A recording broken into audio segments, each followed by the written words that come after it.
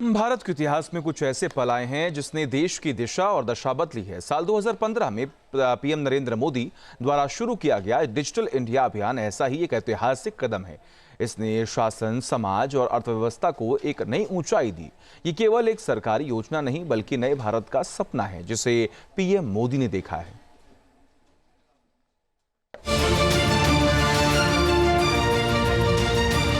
देश के 86% लोगों तक मोबाइल की पहुंच, देश के कोने कोने में इंटरनेट की 5G कनेक्टिविटी और एक क्लिक में यूपीआई से पेमेंट। ये भारत की डिजिटल क्रांति है जो अब आर्टिफिशियल इंटेलिजेंस से लेकर स्पेस मिशन डिजिटल चिप तक पहुंच रही है।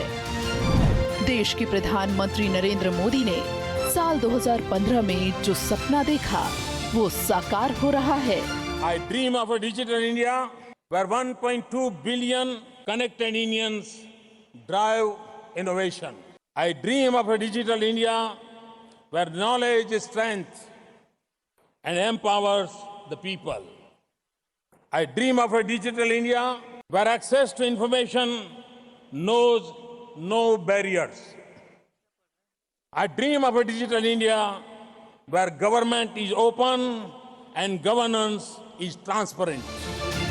ये पीएम का विजन है जिसने यूनिफाइड पेमेंट इंटरफेस यानी यूपीआई को शून्य से शिखर तक पहुंचा दिया है।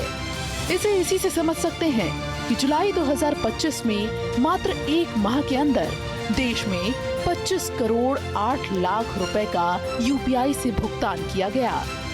और तो और 2023 का आंकड़ा बताता है कि कुल ग्लोबल रियल टाइम पेमेंट का 49% भारत में हुआ। अगर अप्रैल 2022 में 558 करोड़ यूपीआई ट्रांजैक्शन हुए तो 3 साल बाद जुलाई 2025 में ये बढ़कर 1946 करोड़ तक पहुंच गया, जो खुद में एक बड़ा रिकॉर्ड है। ये लक्ष्य इतनी जल्दी इतनी ऊंचाई तक पहुंच जाएगा, ये आम जनता की सोच से तो परे था ही। विपक्ष को भी इसका भरोसा नहीं था। Buy potatoes and tomatoes and pay 7 rupees 50 paisa by a credit card. What will the poor lady do? Does she have a POS machine there? Is it connected to a electricity source? Is there Wi-Fi there? Is the internet working there? Do you know that every village has got a village fair? In my part of the country, the village fair takes in turns.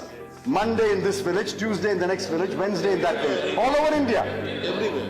That is where you bring your produce and sell. Vegetable, fruit, baskets, toys, plastic. You bring it and sell. You think all of them should have a POS machine in their hand? दरअसल ये सब कुछ संभव हुआ mobile और internet की पहुंच से। मार्च 2014 में टेलीफोन ग्राहकों की जो संख्या 93 करोड़ 30 लाख थी, वो 11 सालों में जुलाई 2025 तक बढ़कर 122 करोड़ से ज्यादा हो गई।